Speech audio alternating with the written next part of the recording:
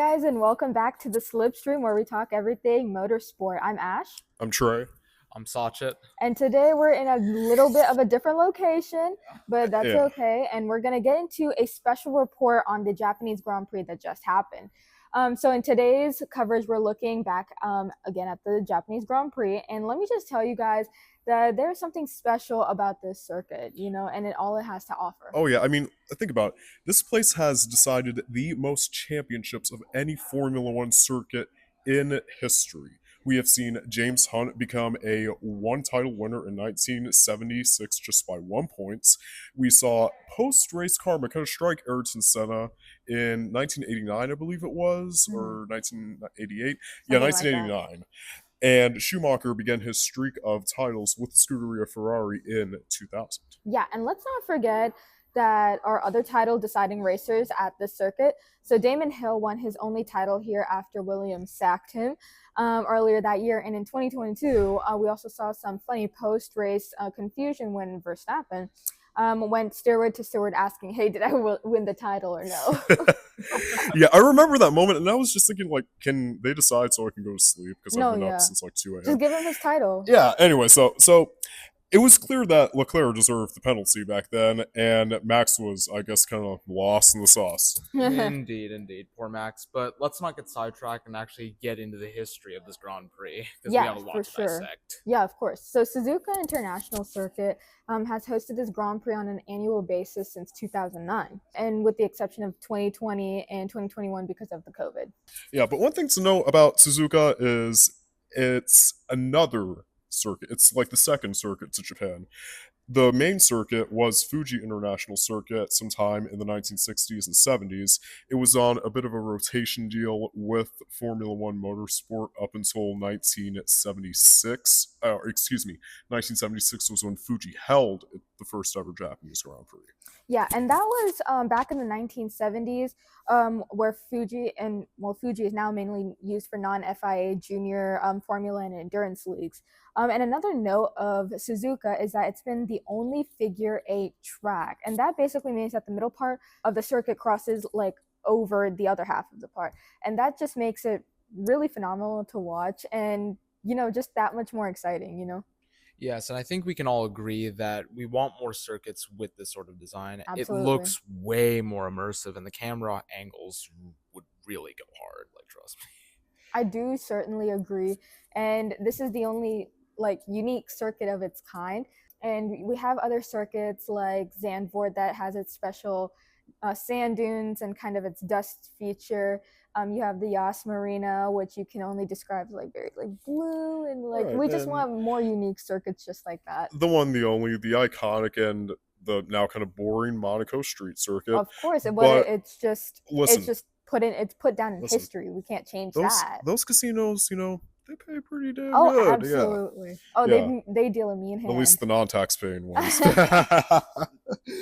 But yeah, I think we need more figure 8 circuits because it's going to change not only the vendetta of the sport and the format of some of these races, but imagine a figure 8 circuit with a sprint added onto it.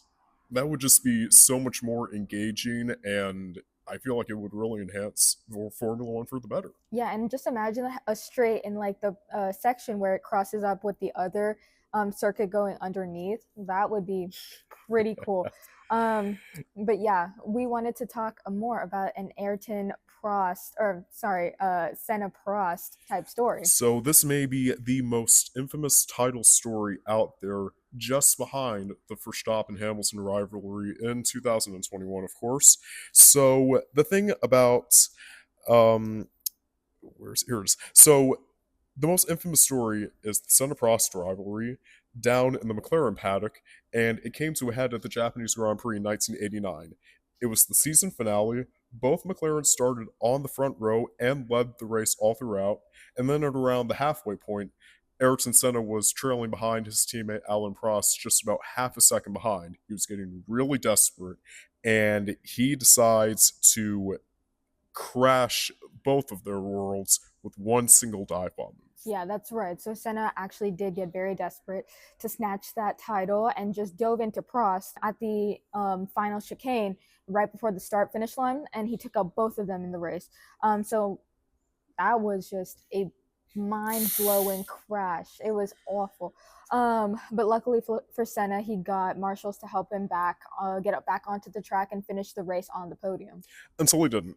He got disqualified due to unsportsmanlike conduct, and that actually handed Alain Prost the title.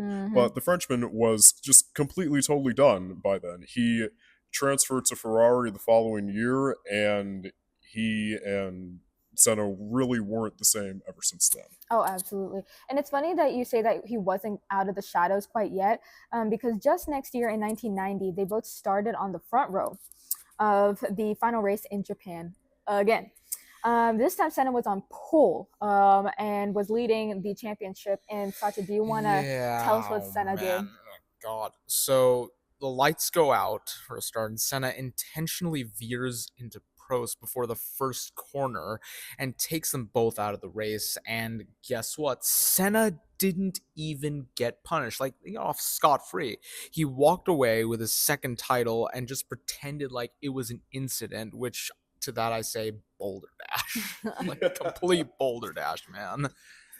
Yeah, I don't even know what to say about that. I mean, it kind of reminds me of...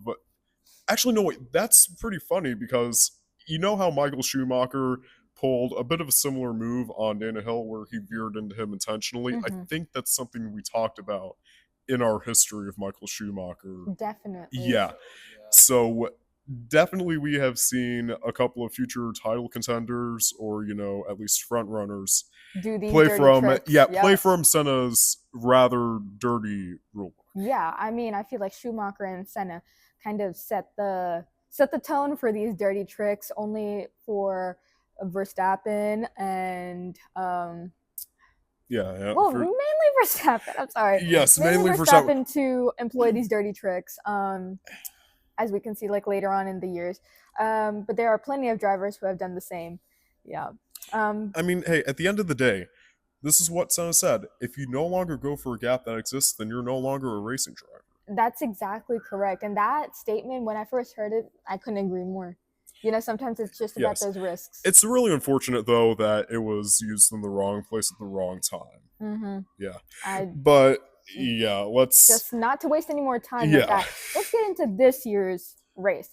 So you want to take it away? Okay, I will take it away. So before we get into the practice sessions, we should mention how we saw Red Bull bring the first upgrades of any of the teams this year, and a lot of them have to do with the shape of the car and some of the more internal parts like the brake ducts. Yes, for sure. And just looking at the photos, the difference is clear as day. And as the Planet F1 page tells us about the upgrades, it's not just a downscoping of the side pods that were supposed to give Red Bull the aerodynamic advantage, but it was also packaged with a revised inlet size and shape, which has a bearing on the design, and also the undercut and the G-line as well. Yeah, so how I interpreted it when I first read the article is that it seems like a very botched liposuction surgery on the Red Bull car to try and give it that aerodynamic advantage. Side pods slanted way, way down. The back end pushed really, really tight. Yeah, I mean, this is pretty hilarious. So strange how they kind of just changed the whole aesthetics of the car, and it just doesn't look the same. But going into Yahoo Sports for a second, they also reported on another part Red Bull added to their cooling system, which is a cooling louver, which they describe as a system on the engine cover to maximize cooling without sacrificing aerodynamic efficiency. And I'm not sure how to feel about that, given that the aerodynamics are kind of strange, to say the least, now. Yeah, and they definitely regret bringing in those changes now, because let me read you Verstappen's practice results.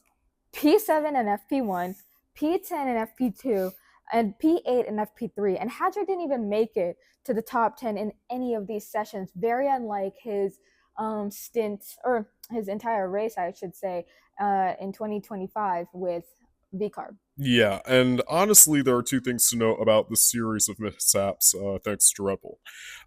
Number one, you would think that they would show some level of promise at a track that they have absolutely dominated From in the the beginning of past. time. From the beginning, well, not from the beginning Not of from time, the beginning, but but for a very since long the time. Vettel era, they've been doing pretty dang good at that circuit.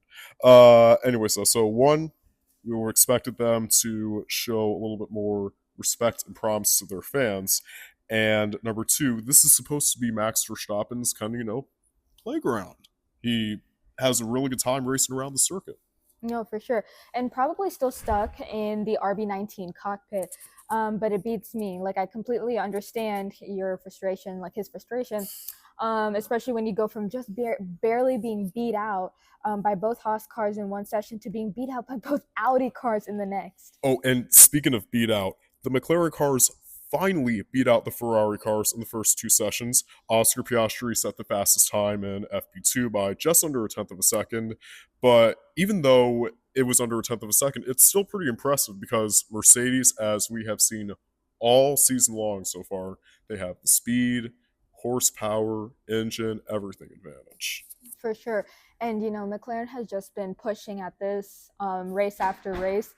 And, they finally pulled through in this one. So I think their hard work really shows in this race. Yeah. I honestly... Oh, sorry. No, you're good. It's just they're kind of competing against the car itself. So that's kind of what I'm trying to hint at. It reminds me of Red Bull Racing when they were racing under the Tag Heuer and the Renault engines from 2016 to 2018. Oh boy, yeah. It's a very fast car, has a lot of potential, could make them championship winners, but they just have to get over this hump of reliability issues that unfortunately, they kind of face it day by day, or Grand Prix weekend by Grand Prix. Yeah, heavy on reliability issues because I feel that these McLarens, despite being great drivers, have relied on their previous car way too much. And McLaren being the fastest car in the grid for so many years now, the changes that they've brought to the car, you can definitely see in the race results. Indeed. I mean, the changes that they brought in just really, I get that they're trying to modernize the sport a little bit, but even then, I feel like it comes at a real cost of just changing McLaren's identity, if you know what I mean. It just doesn't feel the same, and it's clearly showing their performance now, but other than that, these free practice sessions seem to have Mercedes, Ferrari, and McLaren topping the charts, and Haas and VCarb just pick up the scraps whilst Aston Martin and Cadillac have no pace whatsoever, and describing it that way, these new regs seem pretty boring and artificial. And honestly, I could have added a lot more to today's topic, but we've only dipped our toes into the whole artificial nature of these regs. And Ash, do you want to describe do you want to describe qualifying in Grand Prix Sunday, or should I say the overtakes rely on battery and battery only convention 101 for DTS fanatic losers? It only gets worse from here. Whatever terrible things you've heard about the free practice session from us just now, it just gets worse. So Q1 was business as per usual for Aston Martin, who qualified P21 and P22, and the same with Cadillac, not doing much better in P19 and P20. And even though Audi showed great pace and was less than half a second from topping the charts, it obviously didn't stick. At least for Hulkenberg, he qualified only P13, while Bortoleto managed to squeeze himself into Q3 and qualify in P10. But guess who didn't when he's managed to get into Q3 every single time since the beginning of his career, even in Toro Rosso? Max Verstappen. He qualified in P11. And the funny thing is, it's a similar situation to Singapore 2023. Remember when Liam Lawson was subbing in for Daniel Ricciardo? Of course. And that weekend, the Red Bull RB19 was much slower in comparison to the other cars. And they had won every single race up until then. And then Max Verstappen just got knocked out of Q2 by Liam Lawson in the sister car. Yep. Lindblad did the same thing. So if I had a dime for every time that happened, I have 2 dimes, which is a lot, but we have 2. Yeah, exactly. Yeah, but Yeah, I mean, you have 20 cents there, but anyway. So, but yeah, moving on to Q3, it goes as follows. Antonelli on pole position, Russell P2, Piastri P3, Leclerc P4, Norris P5, Hamilton P6, Gasly P7, Hadjar P8, Bortoleto P9, and Lindblad P10. So that's 2 poles in a row for Antonelli, and all I can say is good for him. Yeah, definitely. I mean, it kind of makes me think, did Total Wolf have a point when they said that they were going to sign their own Verstappen, and at the end of F1 Drive to Survive in 2021, he said that everyone has a target on their backs next year. And I feel Did like, he? yeah, no, for sure. And I feel like Toto Wolff definitely saw something in Antonelli that we didn't see before. And I think he had more faith in the then 17-year-old than we did, because we really thought that he brought him out of his rookie season or his season in FP in Formula 2 a little too soon, and that he still had a few more years left in Formula 2. But now he's looking like a little baby Verstappen. So, that gamble that Toto made I think, is paying off, at least in these. In hindsight, it definitely is. And if I'm going to offer my personal take, for some reason, Antonelli and even the likes of Behrman, I feel like both of them were pulled out of Formula 2 at just the right time. For sure. Even though that they were both still super young and they still could have had, a couple of more years on them because of their, once again, F3 and F2 results where they were kind of in the middle of the pack. I feel like they were pulled out at the right time because there was just something in them that can flourish and that can adapt to any F1 car easier than some of the other rookies. Hadjar included, not discrediting him at all, but, it's just how I see it. Yeah, for sure. And moving to the suppliers for this race, we have Mercedes suppliers for McLaren in terms of reliability and Alpine in terms of performance. And Lindblad is also rookieing as a rookie should. Yes, but how much rook should a rookie rook if a rookie could rook? That's the question. No, I'm just kidding. Yeah. The bigger question is, can Piastri start a race? And the answer, as we saw just a couple of weeks back, yes, he can. Yes. So on Grand Prix Sunday, Piastri made it to the grid, started the race, and led it for some time for some of the first 10-ish laps. Meanwhile, Antonelli got a horrible start again. But he's 3 for 3 for bad getaways. And I mean, he's essentially the new bottler, took notes from Lando Norris's 2024-2025 playbook, I see. No, that's really, really funny, actually. No, yeah, but I mean, I'll tell you what wasn't in my playbook for Formula Motorsport. Literally having every single I'm sorry.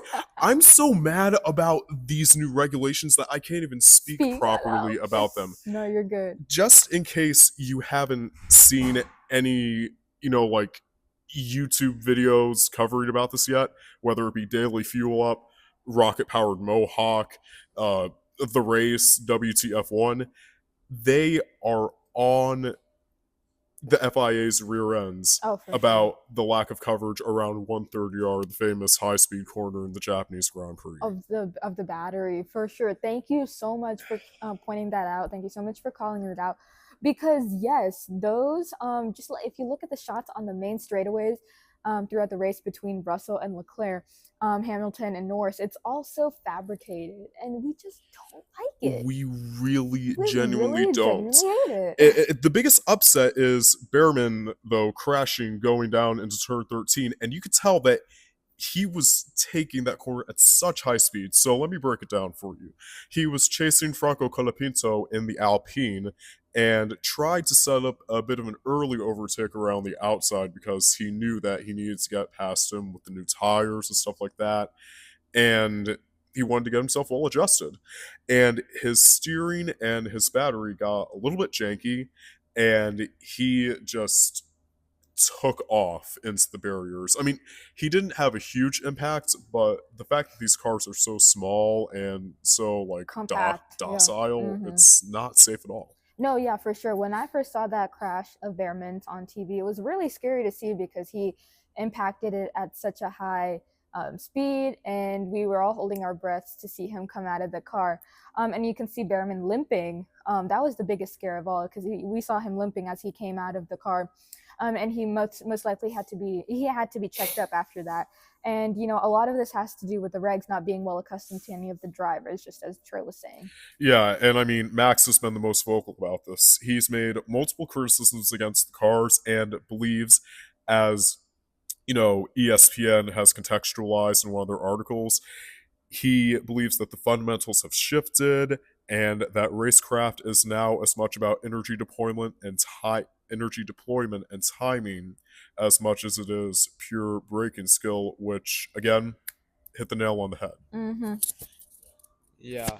So, given battery focus based features have made the sport back into a facade, overtaking is now extreme overkill, and drivers can't extract speed without risking big crashes that could end their careers. And the FIA is now in a position where they're in a boatload of trouble, and that's putting it mildly. I don't know. I don't even know what to say to Mohammed bin Sulayem except for I would call you a disappointment.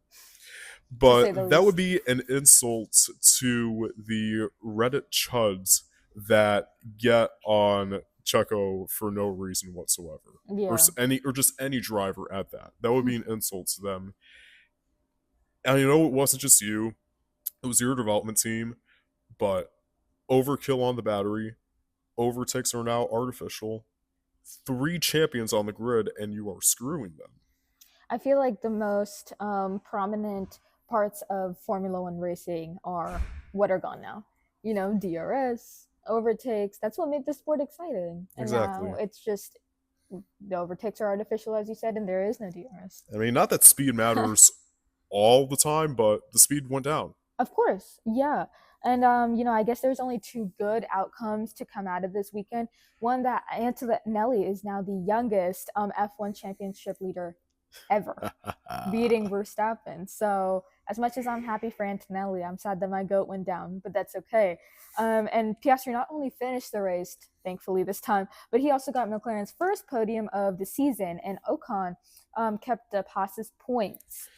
Right, and I know this is the point in time where we move on to the next topic, but I just want to circle back to the battery controversy. I know I sound like a bit of a crybaby right now about it, but Carlos Sainz did make what I feel like is a bit of a 1994-esque sort of Senna-like statement in the blue, Williams jumper, talking about the crash and how it could have a long-term effect, and not saying that anybody is going to get into a fatal or a career-ending accident anytime soon. I hope that's not the case. But it just feels like we are stepping back, not just years, but decades. The safety is down. It's all about market value. We are being less careless. So, I mean... More careless, yeah. Yeah, more careless, excuse me. No, you're good.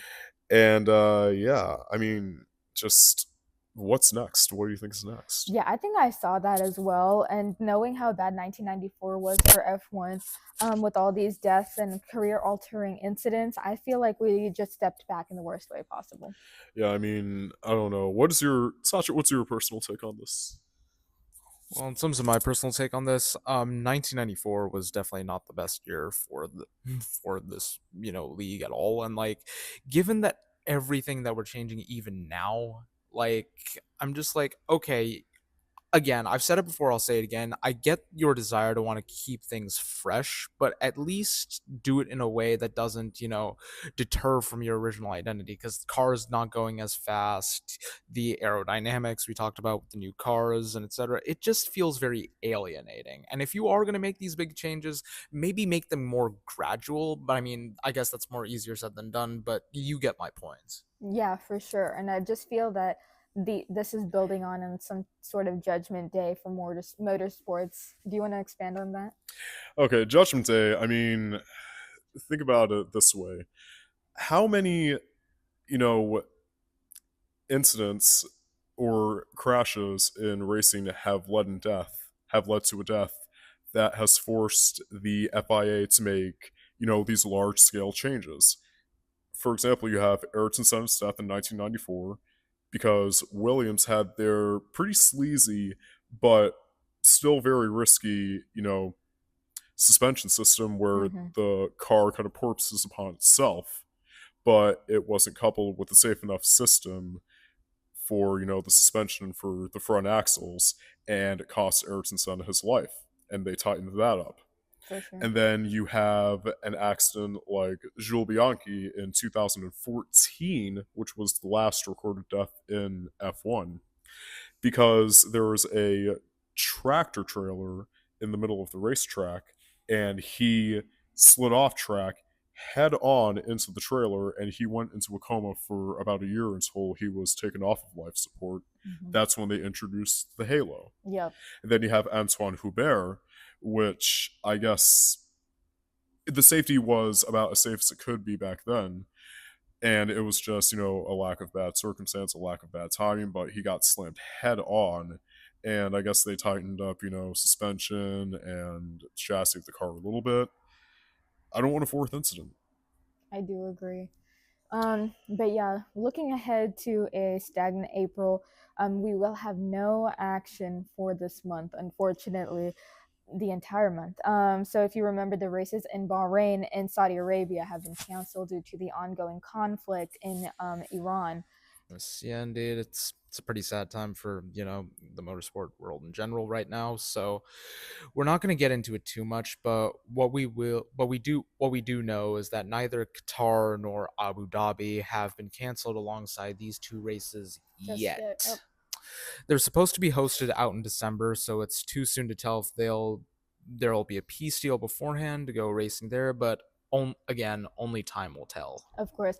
And while all that matters is the drivers, the crew, the executives, and the governing body that are safe from the dangers of war. And as for the citizens and the innocent civilians who are caught up in the war, we pray for their safety genuinely, and we hope that their suffrage doesn't continue that much longer. Definitely agree on that one. If there's one thing that doesn't belong in motorsports, or I guess the world in general, it's this kind of, conflicts whatsoever. And given all of these circumstances, and given that the teams have, 4 weeks to do pretty much whatever they can with these new regulations, what do you think is going to happen throughout the month of April? Will there be a surprise article about a driver? Will there be some huge development regarding one of the teams, Cadillac, the new team, Well, I certainly think that they are going to put this month to full use, because something like this it's pretty rare, to have a full month off. So I feel like these 4 races, these couple of races before the month of April have definitely kind of been starter races almost, just to get a feel of the new car. And now that we know what's wrong with the car, they're definitely going to put their engineers to work in trying to manipulate the car around the new regulations in order to maximize its capabilities, because I feel that it's just not suited to the drivers right now. So that's what I think. Yeah. I mean, at the end of the day, you can't really fix what's broken, and I feel like the whole system, regulations, and way of going about this, with the exception of canceling these races because of the war, is all pretty much broken, and the teams are now working with what they are able to, so I agree on that with you. But I feel like it's going to be the same old story because, again, they changed the engines to where it's 50% electric and 50% diesel. Yeah. You can't really manipulate your way around that, really. In terms of surprise articles, I mean, the only big surprise is that it's alleged that Lewis Hamilton's mom, Carmen Larbeleister, broke off him and Kim Kardashian. At least we know there are confirmed sources that the relationship is completely disapproved of by his mom, and there's a possibility that they have broken up because of it. Yeah. And all I'm saying is, that negative plus Ferrari existing being a negative made a positive for Hamilton's career. So maybe they could stay a little while longer. Just for this season, just for this season, just let things run. Two negatives equals a positive, right? Exactly. I want that 8th world championship. I want it now. Same here. But no, in terms of where I stand on this stuff, I mean, in terms of like the wartime conflict, I mean, I feel that will to some extent, one way or another, judging by my experience, tutoring a person who has kind of gone through this experience through a cultural exchange program, I do know how wartime can affect, mainstream life. But that said, kind of like what you were saying earlier, Ash, with, taking a whole month off, that's just kind of ridiculous and maybe out of the question. So I do also think that there will be some sort of surprise that will await us, but what that may be, I cannot tell you. But in the meantime, Lewis Hamilton, keep our eye on it. I think that just about does it, though, for this episode of the podcast. Thank you so much for joining us out here on this wonderful night. And we will see you sometime within the coming weeks. Make sure you catch up with some of the short form content that we have posted on the channel. Also catch us on Spotify, follow us on Instagram, all the good stuff. With that, I'm Trey. I'm Ash. I'm Sachet. And we will see you next time. Peace out. Bye.